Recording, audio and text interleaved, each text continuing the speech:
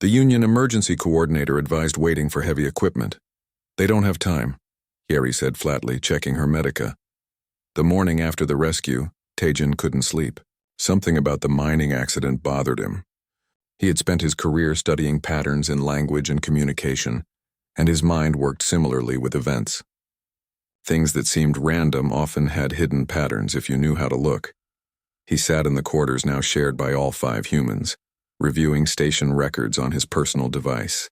Yuna noticed his frown. "What's wrong?" she asked, pouring herself a cup of the strange beverage the station provided that approximated coffee. "The accident," Taejin said slowly. "Read this maintenance log." The mining section safety systems were inspected 3 days before the failure. Everything was rated excellent. Then suddenly 7 different systems failed simultaneously. "Accidents happen," Yuna replied, but her tone suggested she was thinking the same thing. "Especially with complex machinery." "Not like this," Taejin insisted.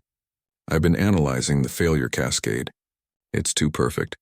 Each system failed in the exact sequence necessary to cause maximum damage while trapping the maximum number of people." Minho joined them, having heard the conversation. "You think someone caused it deliberately?" "I think we should investigate," Taejin said carefully, "before someone else gets hurt." They brought their concerns to Security Chief Jiwon, who listened with growing alarm. She had her own suspicions but had dismissed them as paranoia. Now, with the humans' observations, patterns emerged that couldn't be ignored. "I'll need authorization to investigate officially," Jiwon said. "The station director will want evidence before making accusations." "Then we find evidence," Yeri stated simply. "Where would someone hide their tracks on a station this size?" Jiwon hesitated. The humans were still technically under quarantine restrictions. But they had just saved 47 lives. Some rules needed flexibility. "Come with me," she decided. "But quietly. If there is a conspiracy, we don't want to alert them that we're investigating." They started with the maintenance records. Hajun, a human data analyst who had arrived on the station just before the accident, joined the investigation. He had been quietly studying Union computer systems during his quarantine, and understood how data flowed through the station's networks better than most of the station's own technicians. "Look here," Hajun said, pointing to patterns in the code. "Someone accessed the mining section's control systems repeatedly over the past week. But the access logs have been altered. See these timestamps? They're too perfect. Too evenly spaced. Real maintenance checks are irregular because technicians work around their schedules. Can you trace who made the alterations?" Jiwon asked. Hajun's fingers flew across his interface. "The alterations were made to look like routine security updates." "Very clever. But whoever did this didn't understand human pattern recognition. We spot things that don't fit natural behavior. This is like a painting where all the trees are exactly the same height, too perfect to be real." He dug deeper into the station systems, following digital breadcrumbs that someone had thought were erased. Hours passed. The investigation team worked through the night, comparing records, analyzing patterns, and following connections that seemed impossible but proved real. "The Krell Syndicate," Jiwon finally said, staring at the evidence Hajun had uncovered. "I should have known.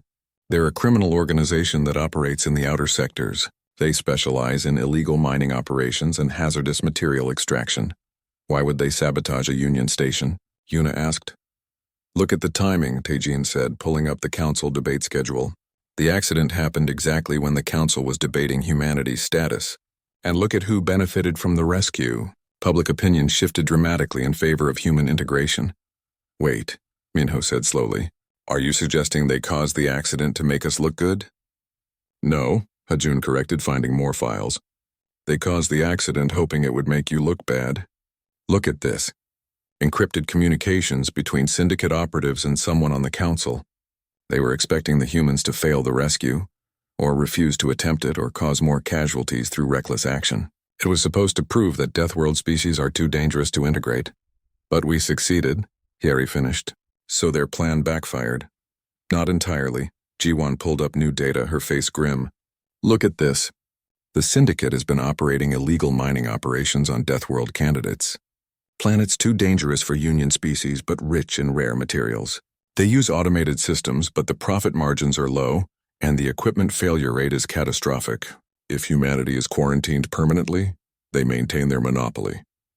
If humanity is integrated, humans could work in those environments safely, ending the syndicate's exclusive access. The implications settled over them like a heavy weight. The mining accident was just the opening move in a larger game. The syndicate wanted humanity isolated, not for the Union's safety, but for their own profit. "We need to take this to the Council," Tajian said. "We need more than data," Minho countered. "We need proof of active conspiracy. These files show motive and opportunity, but they don't show direct orders to sabotage the station." Hajun smiled grimly. "Then we find those orders, and I know exactly where to look." What followed was 3 days of the most intense investigation any of them had experienced. Hajun worked his way deeper into the syndicate's encrypted communications, using human intuition and pattern recognition that baffled Union security protocols. Jiwan coordinated with Commander Prendor, who quietly mobilized loyal military units. The humans moved through the station carefully, following leads and gathering evidence. They discovered that Counselor Zren was the syndicate's contact within the government. His opportunist position during the debate was cover for a plan to exploit humanity either way. If humans were quarantined, the syndicate kept their monopoly. If humans were integrated, Zren planned to control how that integration happened, funneling humans into hazardous work for syndicate profit. "He talks about us like we're equipment," Dabin said bitterly, reading transcripts of Zren's private communications. "Useful tools to be acquired and deployed." "He's about to learn a hard lesson about treating people like tools," Hieri replied, her voice cold. But their investigation uncovered something worse. The syndicate wasn't just defending their current operations. They were planning an attack on Earth itself. Not a military invasion, but something more insidious. They planned to release a biological weapon that would cause a global pandemic, creating chaos that would prove Deathworld species were too unstable to join the Union. "They're going to kill millions of my people," Yuna whispered, staring at the battle plans Hajun had decrypted, "to protect their profit margins." "When?" Minho demanded, his voice hard. 6 days, Hajun reported. "A syndicate fleet is already moving toward Sol system. 12 ships, heavily armed. They're carrying the biological weapon and plan to deploy it through atmospheric dispersal over Earth's major population centers." Jiwan contacted Captain Threndax immediately. The old captain, who had become a friend to humanity, didn't hesitate. Within an hour, the Harmonious Dawn was prepared for departure. Commander Prendor contributed 3 Union military vessels to the response. Other ships volunteered as word spread through legitimate channels. "This is insane," one of Prendor's officers protested. "We're taking a fleet to intercept the syndicate based on evidence gathered by beings we were debating quarantining yesterday." "Yesterday they saved 47 lives at great personal risk," Prendor replied calmly. "Today they're trying to save an entire planet. I know where I stand. The question is, where do you stand?" The fleet departed from Union Station Tertius 7 under emergency protocols. The humans split between ships. Minho flew with Captain Threndax on the Harmonious Dawn.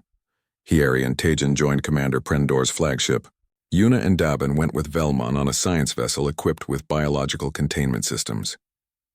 Hajun stayed at the station, coordinating communications and continuing to intercept syndicate transmissions. The journey to intercept the syndicate fleet took 4 days at maximum speed. During that time, the Union crews learned about human combat philosophy. It was different from anything they had experienced. Union military doctrine is defensive, Prendor explained to Hieri during a planning session. "We wait for threats, we respond with measured force, we seek to disable rather than destroy." "That won't work against the syndicate," Hieri replied, studying the fleet composition. "They're criminals who have already shown willingness to kill civilians. They won't surrender because you ask nicely. You need to hit them hard, fast, and decisively." "You speak from experience?" Prendor asked. "Earth has a long, ugly history of warfare," Hieri admitted. "We've learned lessons written in blood. One lesson is that mercy to the merciless is cruelty to the innocent. These syndicate ships are carrying a weapon designed to kill millions of humans. We stop them by any means necessary." The Union officers were uncomfortable with her directness. They had 12,000 years of peace. Hieri had a lifetime of understanding that sometimes peace required the willingness to fight. On the Harmonious Dawn, Minho worked with Navigator Plix on combat flight patterns. Union ships. The docking port sealed with a hiss of pressurizing air. Security Chief Jiwan stood ready with a team of 6 guards, each wearing full protective gear and carrying containment equipment. Medical Officer Quenta waited behind them with emergency supplies loaded on hover carts. Everyone knew the protocols for Deathworld species. Everyone was terrified. "Remember," Jiwan said calmly, though her 4 hands gripped her equipment tighter than necessary, "they may be dangerous, but they're in distress. We help first, assess threat level second." The inner airlock door opened. Smoke drifted out, carrying strange chemical smells. 3 figures emerged from the haze and the entire security team tensed.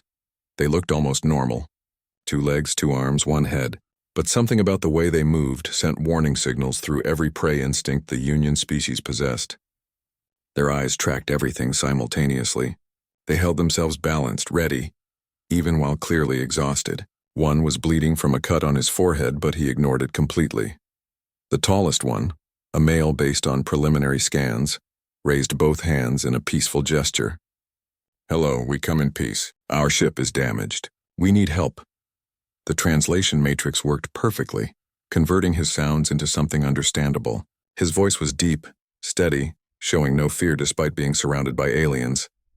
"I am Security Chief Jiwan," she replied, keeping her voice calm. "You are safe here. Our medical officer will treat your injuries." The male nodded slowly.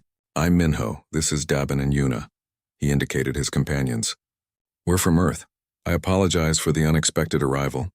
Our experimental drive worked a little too well." Dabin, who appeared younger and more anxious, laughed nervously. The sound made several guards flinch. "Too well is an understatement. We were trying to reach our moon. We ended up here instead." "Wherever here is," Yuna, the female, stepped forward carefully. She noticed the guards' reactions and moved slower, deliberately making herself appear less threatening. "We mean no harm. Our ship's navigation failed. We're lost." Quenta approached with her medical scanner and Yuna submitted to examination without protest. The device beeped repeatedly, its readings climbing into ranges that should have been impossible. "Your temperature is elevated," Quenta observed. "By 7 degrees above what I'd consider survivable." Yuna smiled. It was meant to be reassuring, but several guards stepped back. The expression showed teeth, something most Union species associated with aggression. "That's normal for us. Human standard body temperature. Are we really that different?" "More than you know," Quenta whispered, reviewing the scan results with growing disbelief. "Your cardiovascular system alone is extraordinary, and these readings suggest you have a healing factor that—" She trailed off, not wanting to alarm anyone. Captain Threndax arrived with Velmon close behind.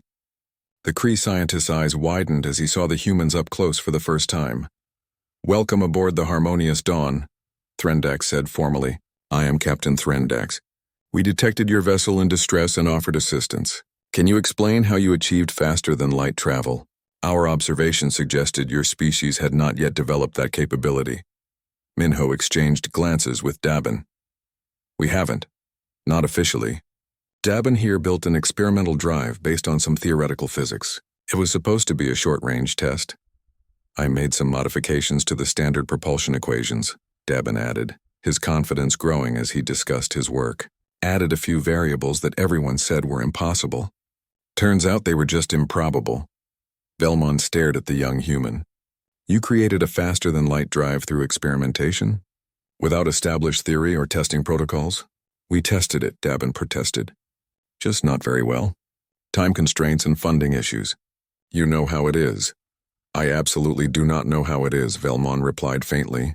"Faster-than-light travel took the Union 3,000 years to develop safely. The humans were escorted to a conference room, while repair crews examined their damaged ship. Minho walked through sections of the Harmonious Dawn that should have been uncomfortable for any species. The gravity was set higher than Union standard due to the Vorn crew requirements, but he barely seemed to notice. When they passed through a junction where the temperature spiked due to nearby engine systems, Minho simply removed his jacket. The Union crew wore protective gear in that area. In the conference room, Yuna accepted a drink from a dispenser. She sipped it and made a face. "A bit bland, but drinkable." "Thank you."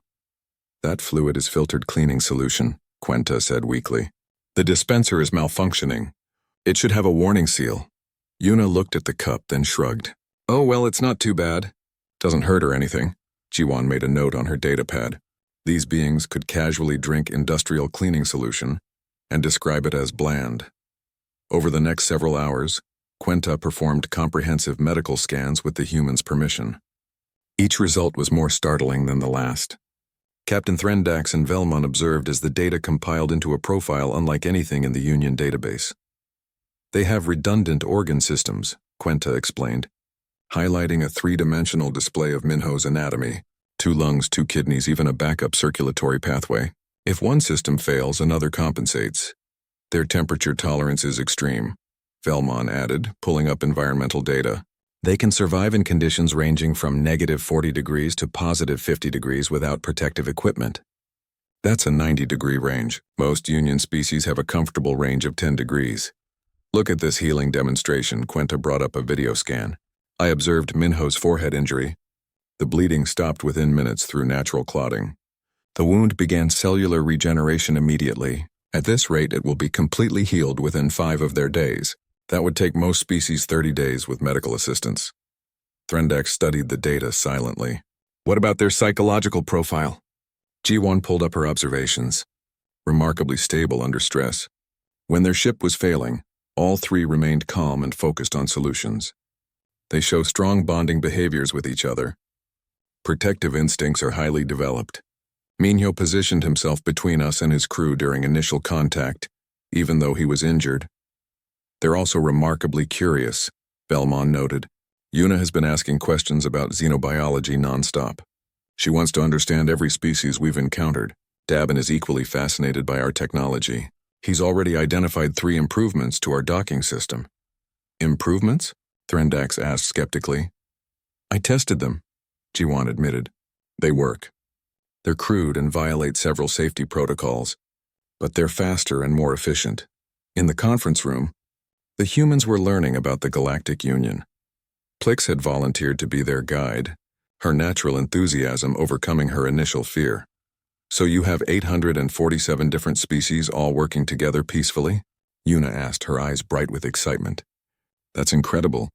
The Union has maintained peace for 12,000 years, Plix said proudly. We resolve all disputes through dialogue and understanding. 12,000 years without war? Minho looked troubled. How is that possible? Why would we want war? Plix seemed confused by the question. Not want, Minho corrected. But accidents happen, misunderstandings, resource conflicts. How do you prevent violence completely? We have systems in place. Mediators, councils, diplomatic protocols. Plix tilted her head curiously. Does your species experience violence frequently? The 3 humans fell silent. Finally, Yuna spoke carefully. We have a complicated history with violence. We're trying to do better. Dabin changed the subject. What do you know about Deathworlds? Plix's enthusiasm faded. Not much. They're very rare. Planets with extreme environmental hazards that somehow develop intelligent life. The species from such worlds are considered dangerous because they evolved through constant survival pressure. Why do you ask? Because that's what your scanner called our planet, Minho said quietly. We saw the classification before we docked. The conference room door opened. Velmon entered with Captain Threndax. The Kree scientist carried a data pad filled with medical information. We need to talk about what you are, Velmon said gently. Your species, your world, and what it means for your future in the galaxy. Yuna sat forward. We're human. From Earth, what else is there to know? Velmon pulled up an image of Earth from their scans. Beautiful blue and green wrapped in white clouds. Your planet is classified as a death world, the single most dangerous category of inhabited planets in the known galaxy. In 40,000 years of space exploration, the Galactic Union has encountered only 3 other Deathworld species. What happened to them? Dabin asked. 2 destroyed themselves through warfare before achieving spaceflight, Threndax answered honestly. The 3rd became so aggressive they had to be relocated to preserve other civilizations. Minho stood slowly. The movement made Jiwan's hand move toward her equipment instinctively. Are you saying we're monsters? No, Velmon said quickly. We're saying you're the product of a hostile environment. Your bodies, your minds, even your culture, all shaped by a world that tried to kill you at every turn. Union Station Tertius 7 was a marvel of engineering. The massive structure orbited a gas giant, serving as a diplomatic hub for the entire galactic sector. Thousands of species came here to trade, negotiate, and resolve disputes. The station's central dome housed the Union Council, where representatives from hundreds of worlds made decisions that affected trillions of lives. In the secure section of the station, Minho, Dabin, and Yuna sat in quarters that felt more like a luxurious prison. The rooms were comfortable but clearly designed for containment. Guards stood outside every exit. Monitoring systems tracked their every movement. "At least the food is good," Dabin said, trying to lighten the mood. He picked at a plate of synthesized nutrients that the station's computers had designed to match human dietary needs. "They're treating us like dangerous animals," Yuna muttered, staring at the walls. "Comfortable cage, but still a cage." Minho said nothing. He watched the council proceedings on the provided viewing screen. For 3 days they had observed as various counselors debated humanity's fate. The arguments followed predictable patterns. Counselor Vexthar, an elderly Korthian with gray scales and tired eyes, led the isolationist faction. "We have historical precedent. 3 previous Deathworld species. 2 destroyed themselves. 1 became a threat we barely contained. The logical conclusion is clear. Quarantine Earth completely. No contact, no trade, no integration. We protect the Union by maintaining distance." Counselor Hiron, a younger Velosian with bright blue skin and optimistic energy, countered from the integrationist position. "We cannot judge an entire species by our limited experience. These humans have shown cooperation, curiosity, and peaceful intentions. Yes, they come from a hostile world, but that has made them resilient, not evil.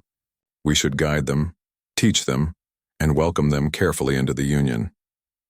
Counselor Zren, a Thalvex with silver eyes and calculating demeanor, played both sides. "Whether we isolate or integrate, we must consider humanity's unique capabilities, their adaptability, their strength, their problem-solving abilities. These traits could serve the Union in ways we haven't imagined. But we must proceed carefully with proper oversight and control." The way Zren said control made Minho uncomfortable. The counselor spoke about humans like they were tools to be used rather than people to be understood. On the 4th day, Velmon and Subin testified before the council. The Kree scientist presented his findings about human biology and psychology. Subin shared her observations about human culture and social structures. "They are not monsters," Velmon concluded his testimony. "They are survivors. There is a significant difference. Monsters destroy without purpose. Survivors adapt, protect, and preserve. In my time with these humans, I have seen compassion, humor, and genuine desire to understand others." Subin added her perspective. "Human culture values cooperation despite their competitive nature. They form bonds quickly and fiercely. They protect their chosen family and friends with determination that borders on irrational. But this loyalty could make them powerful allies if we earn their trust." Counselor Vexthar dismissed their testimony. "You have known them for mere weeks. You cannot possibly understand what generations of living on a death world has done to their fundamental nature. Fear is not prejudice. Fear is wisdom learned from history." The debate continued. The humans watched, increasingly frustrated by being discussed like specimens rather than people. Then everything changed. "Alert status red," the station's computer announced suddenly. "Structural failure in mining section 17. Toxic gas leak. Extreme heat. Multiple casualties confirmed. Emergency teams responding." On the viewing screen, the council chamber erupted in controlled chaos. Counselors received updates on their personal devices. The station director, Morinfell, appeared on communications channels coordinating the response. "The mining section is on the lower levels," he reported grimly. "A processing accident breached the containment systems. We have 47 beings trapped. The environment is lethal. Temperature exceeds acceptable limits for most species. The atmosphere is saturated with corrosive gases. Emergency teams cannot proceed without extensive protective equipment that will take hours to deploy." Minho stood abruptly. "We can help." The guard outside their door looked startled. "You are in quarantine. You cannot leave these quarters." "People are dying," Yuna said firmly, moving to stand beside Minho. "We can survive in conditions your people cannot. Let us help." "I must contact Security Chief G1, the guard said uncertainly. Minutes later, G1 arrived with Captain Threndax. Both looked stressed. The situation in the mining section was deteriorating rapidly. The trapped beings had less than an hour of breathable air remaining. You want to attempt a rescue? Threndax asked directly. We can do more than attempt, Minho replied. What's the environment down there? Jiwan pulled up the data. Temperature 63 degrees. Atmospheric composition, 30% corrosive chlorine compounds. Structural instability with ongoing collapse risk. Visibility near zero. It's a death trap. For your species, Dabin said, studying the numbers. For humans, survivable with basic equipment. We'll need breathing apparatus and eye protection. Maybe some heat-resistant clothing. But we can function in that environment long enough to extract the trapped beings. You are certain? Threndax pressed. If you fail, if you die attempting this, it will confirm every fear the Council has about your species. If we do nothing while people die, Yuna said quietly, what does that say about us? We didn't come to your galaxy to hide behind walls while others suffer. The decision happened quickly. Minho, Dabin, and Yuna were provided with basic environmental suits, not the heavy protective gear the Union emergency teams used, just lightweight breathing equipment and thermal clothing. They also learned that 3 other humans had arrived on separate ships in recent days and were being held in different sections of the station. Taejin, a linguist and diplomat, had spent 2 days trying to negotiate for better treatment. Hyeri, a combat medic with search and rescue experience from Earth's military, had been quietly assessing the station's emergency protocols and finding them lacking. All 5 humans met in the emergency staging area. They assessed each other quickly, the way people do when their lives might depend on each other. Former military? Hyeri asked Minho, noting the way he carried himself. Fighter pilot, Minho confirmed. You? Field medic? Special forces. Hyeri checked her provided equipment with practiced efficiency. This will be my kind of operation. I'm just a linguist, Taejin said nervously. I'm not trained for this. You're human, Yuna told him firmly. That's training enough for what we're about to do. You'll be fine. The rescue operation was broadcast live throughout the station and across Union communication networks. Billions watched as the 5 humans descended into the mining section, where Union emergency teams had failed to proceed. The environment was exactly as hostile as reported. Heat radiated from fractured processing equipment. Corrosive gas burned their exposed skin. Collapsed structures blocked corridors and created maze-like obstacles. Visibility was nearly zero. Every breath through their masks tasted of chemicals and death. This is insane, Dabin muttered, using a handheld scanner to detect life signs. I can barely see 3 meters ahead. Eyes on the scanner, Minho ordered calmly. Hyeri, you're with me up front. Yuna and Taejin, stay with Dabin. We move as a unit. They found the first group of trapped beings 15 minutes into the descent. 4 Velians huddled in a small chamber where the floor had given way. The chamber was filling with toxic gas and separated from the safe corridor by a 3-meter gap of unstable flooring. We need to bridge that gap, Hyeri assessed quickly, and we need to do it fast. That gas is rising. Minho studied the problem. Union protocols would require calling for engineers, waiting for proper equipment, securing the structure first. Humans had a different approach. Dabin spotted a support beam that had torn loose in the collapse. Together, he and Minho hauled it into position, creating a makeshift bridge across the gap. That won't hold much weight, Taejin observed. It'll hold enough, Minho replied. He crossed first, testing each step. The beam groaned but held. On the other side, he found 4 beings too weak to move on their own, overcome by gas exposure and heat exhaustion. One by one, they carried the Velians across the unstable bridge. Hyeri administered basic medical care, her movements quick and efficient despite the hostile environment. She was used to working under pressure in terrible conditions. 4 down, Yuna reported into her communication device. 43 to go. They pushed deeper into the disaster zone. The humans moved with a combination of caution and speed that amazed their Union observers. When obstacles blocked their path, they didn't wait for equipment. They climbed, they dug, they improvised. Dabin hotwired a failed emergency door. Yuna navigated unstable flooring using her knowledge of geology and physics. Taejin, despite his nervousness, proved invaluable at calming terrified survivors and coordinating multiple rescue points. 2 hours into the operation, they found the largest group of trapped beings, 23 individuals from various species, trapped behind a collapsed wall in a chamber where the temperature continued to rise. You survived by becoming more resilient, more adaptable, more aggressive than anything we've ever encountered. And that makes us dangerous. Yuna finished softly. The journey to Union Station Tertius 7 took 2 weeks. During that time, the harmonious dawn became a laboratory for cultural exchange and growing understanding. The humans moved freely through the ship now, though their presence still caused nervous reactions from crew members who passed them in corridors. Dabin spent most of his time in engineering.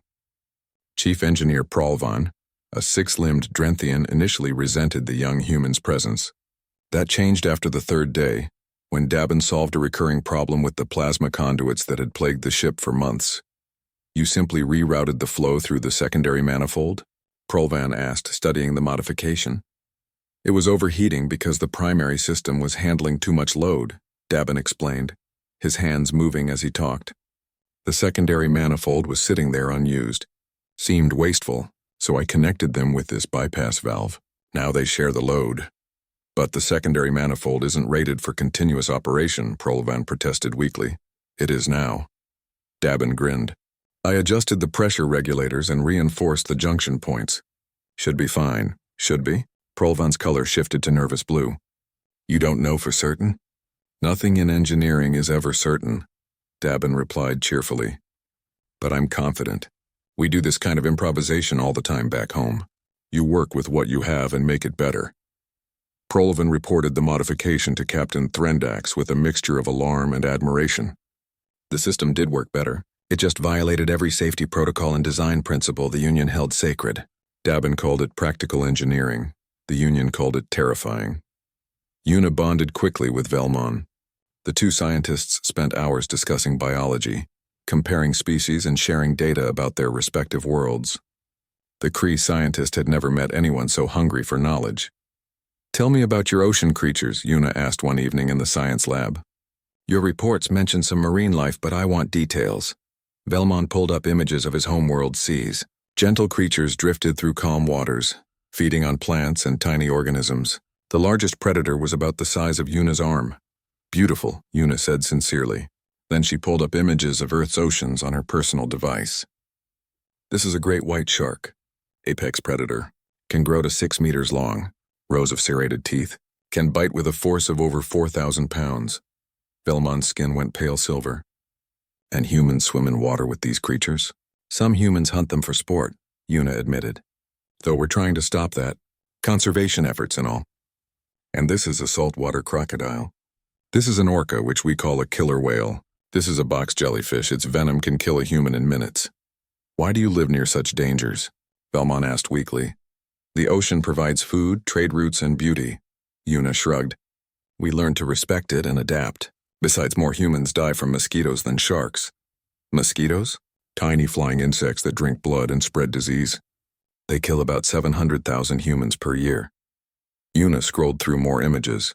Of course, we're getting better at controlling them. Medical science has improved significantly. Velmon made detailed notes. Every conversation with Yuna revealed new horrors about Earth. The planet seemed designed to kill its inhabitants through every possible method. Weather, predators, diseases, geological instability. And yet humans thrived, grew, and looked to the stars with hope rather than fear. Minho spent his time with Navigator Plix, learning about Union ships and teaching her about human flight techniques. They sat in the observation deck watching stars drift past at faster than light speeds. Your people must love flying, Plix said. Minho talks about it the way I feel about navigation, like it's part of your soul. Humans have always dreamed of flying, Minho agreed. For most of our history, we couldn't. We were stuck on the ground, watching birds and wishing. When we finally achieved flight, it changed everything. Now some of us can't imagine living any other way. What made you become a pilot? Plix asked. Minho was quiet for a moment. I was in the military first. Fighter pilot. Saw combat during one of our regional conflicts. When the war ended, I realized I loved flying but hated what I was flying for. So I joined the civilian space program. Same skills, better purpose. You fought in a war? Plix's voice was small. What was it like? Terrifying, necessary, regrettable. Minho chose his words carefully. War's humanity's greatest shame, and somehow also when we show our greatest courage. We fight to protect what we love, even when fighting is wrong. It's a contradiction we haven't solved yet. Cultural liaison Subin took on the challenging task of teaching the humans about Union harmony protocols. She was a Telvan, a species known for their diplomatic skills and emotional sensitivity. The key to Union peace is understanding that conflict serves no one, Subin explained in one of their daily sessions. When disagreements arise, we seek consensus through meditation and dialogue. What if someone doesn't want to mediate? Dabin asked. What if they just want to take what they want by force? Subin looked confused. Why would anyone do that? Taking by force damages relationships and creates inefficiency. Cooperation always yields better results. The three humans exchanged glances. Finally, Yuna spoke gently. Subin, on Earth we have a saying, hope for the best, prepare for the worst. Not everyone wants cooperation. Some beings, human or otherwise, choose violence because it's faster or they lack empathy. How does the Union handle those situations? They almost never occur, Subin insisted. Perhaps once every few centuries. When they do, we have peacekeeping forces who intervene non-violently. And if non-violent intervention fails? Minho pressed. Subin's color shifted to uncomfortable amber. I don't know. It hasn't failed in my lifetime. Maybe someone is relocated or sanctioned economically. Later that evening, Minho spoke privately with Captain Threndax in his ready room. Your Union has been peaceful for 12,000 years, Minho said carefully. That's admirable, but it also means you've forgotten how to handle serious threats. What happens when you encounter a species that doesn't care about harmony? Threndax poured them both drinks from his personal supply. We've had disagreements, border disputes, trade conflicts, but nothing that couldn't be resolved through dialogue. Because everyone in the Union values peace, Minho continued. Everyone shares similar baseline values. What happens when someone doesn't? When they see your peaceful nature as weakness to exploit? Is that how humans think? Threndax asked quietly. Some humans, yes, Minho admitted.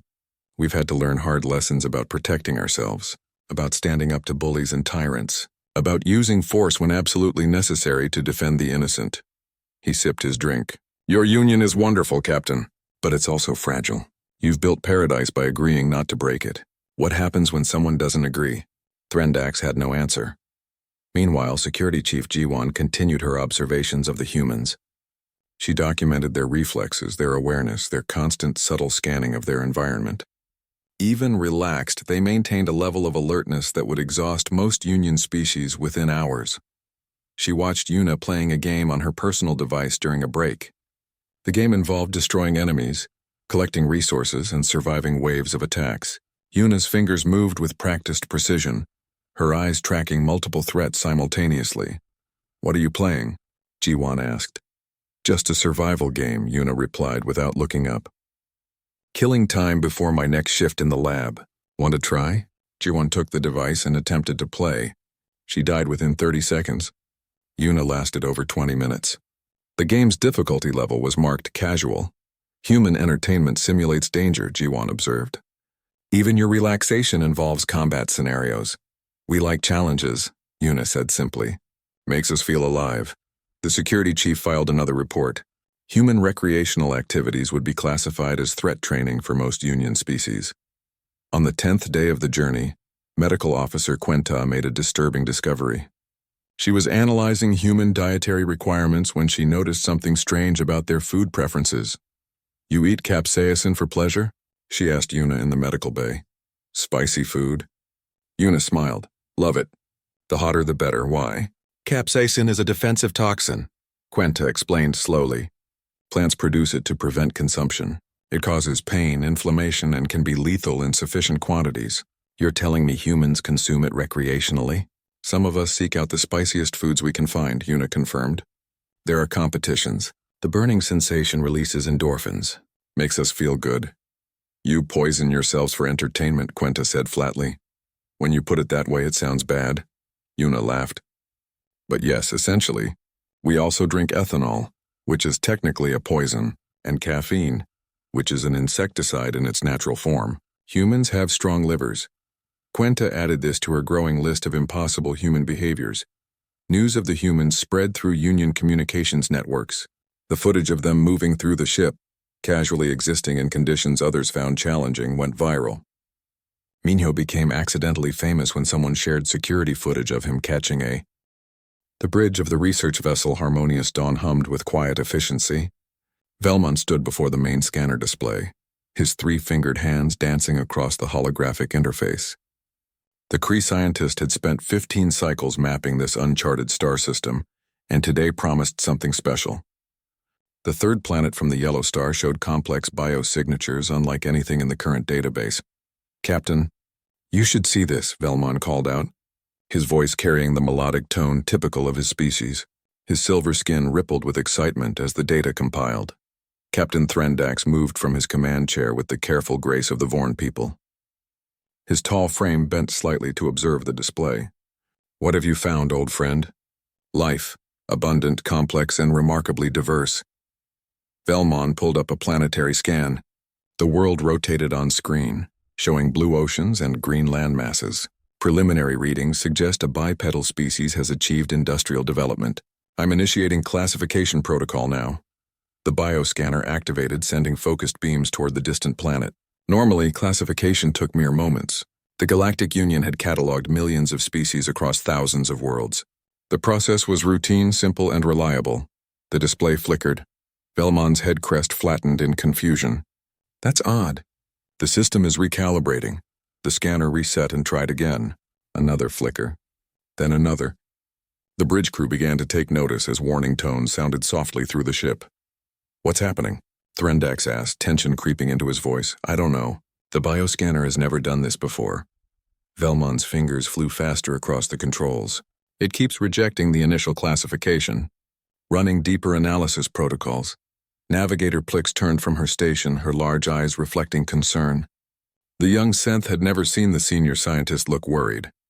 "Could the scanner be malfunctioning? I just calibrated it yesterday. Every system checked perfect." Velmon watched as the scanner dove deeper into the genetic structure of the planet's dominant species. The readings grew more alarming with each passing second. Then the display went dark. For 3 heartbeats, nothing happened. When it illuminated again, red text blazed across every screen on the bridge. "Warning. Unknown genome. Detected classification. Deathworld species. Origin, extreme hazard. Environment recommended action. Maintain distance." The bridge fell silent. Even the normal hum of the ship's system seemed muted. Every crew member stared at the impossible words. "Deathworld," Threndax whispered. The word carried weight, fear, and ancient history. "Are you certain?" Velmon ran the scan 3 more times. Each time the same classification appeared. "The system is certain. I'm not sure I believe it myself." Plix left her station and approached the display. "I've studied Union history. We've only encountered 3 Deathworld species in 40,000 years. The last one was 12,000 years ago. And each encounter required extreme containment protocols." Threndax added grimly. 2 of those species destroyed themselves before achieving spaceflight. The third had to be relocated to preserve other civilizations. "The species calls themselves humans," Velmon reported, bringing up communication intercepts.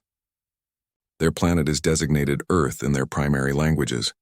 They're broadcasting radio signals primitive by our standards, but showing rapid technological advancement." Threndax studied the data flowing across multiple screens. Environmental readings showed a world of extremes. Temperature variations that would kill most Union species. Atmospheric storms with wind speeds exceeding safety thresholds. Geological activity that made the planet perpetually unstable. Ocean currents powerful enough to tear ships apart. "Look at these biological readings," Velmon continued, pulling up a new data stream. "The planet is filled with predatory life forms. The humans evolved, competing with creatures that have natural weapons, venom, and size advantages. Their own fossil record shows multiple extinction events that they somehow survived. How do they live on such a world?" Plix asked softly. "According to their broadcasts, they've adapted. The scanner shows genetic markers for extreme resilience, rapid healing, and environmental tolerance far beyond Union norms." Velmon shook his head in disbelief. If these readings are accurate, a human could survive in conditions that would be lethal to 90% of known species. Threndax made a decision. "We observe only. No direct contact. I want continuous monitoring of their technological progress and social behavior. If they show signs of aggression or attempt to leave their system, we report immediately to Union Command." "Understood, Captain," Velmon acknowledged. He felt torn between scientific curiosity and survival instinct. A Deathworld species, the rarest and most dangerous classification in the known galaxy. For 3 days, the Harmonious Dawn maintained a careful distance, scanning and recording. The humans appeared to be on the verge of space exploration. Their broadcasts showed them dreaming of the stars, planning colonies on their moon and neighboring planets. They seemed hopeful, curious, and entirely unaware of the galaxy beyond their yellow sun. They don't seem particularly aggressive, Plix observed during one monitoring session. She had taken to watching their entertainment broadcasts. Their stories often feature cooperation and sacrifice. Deathworld species are unpredictable, Threndax reminded her. We cannot judge by surface observations. On the 4th day, everything changed, Captain. The sensor officer called out urgently, detecting an unusual energy signature approaching our position. Configuration unknown, speed exceeding normal sublight capabilities. On screen, Threndax commanded. A vessel appeared on the main display. It was small, roughly the size of a Union shuttle, but its design was crude, almost primitive. Hull plating showed signs of damage and hasty repair. Strange symbols marked its side. Is that what I think it is? Velmon asked slowly. The communication officer looked up, face pale despite the dim lighting. Captain, I'm receiving a transmission. Audio and visual. They're using basic mathematical sequences to establish communication protocols. How is this possible? Threndax stood frozen. They shouldn't have faster-than-light capability. Our observations showed they hadn't achieved that yet. The transmission is repeating, the communication officer reported. Should I respond? Threndax looked at the damaged ship on screen. Protocol demanded they report to Union Command and maintain distance. But the vessel was clearly in distress. Smoke vented from one section. Its trajectory was unstable. They're trying to dock with us, Plix announced. Their ship is failing. Life support is critical. The captain faced an impossible choice. Ignore protocol and potentially endanger his crew by making contact with a Deathworld species, or watch as sentient beings died in the cold of space. Every regulation told him to turn away. Every instinct as a Vorn, a species that valued all life, told him otherwise. Lower shields on docking port 7, he said quietly. Prepare medical bay for unknown species, and someone get me a direct line to Union Command. They're not going to believe this. As the human ship limped toward their docking port, Velmon pulled up the bioscanner data one more time. The red warning pulsed steadily on his screen. Classification. Deathworld. Whatever happened next would change everything the Galactic Union thought they knew about survival, adaptation, and what it meant to be truly dangerous.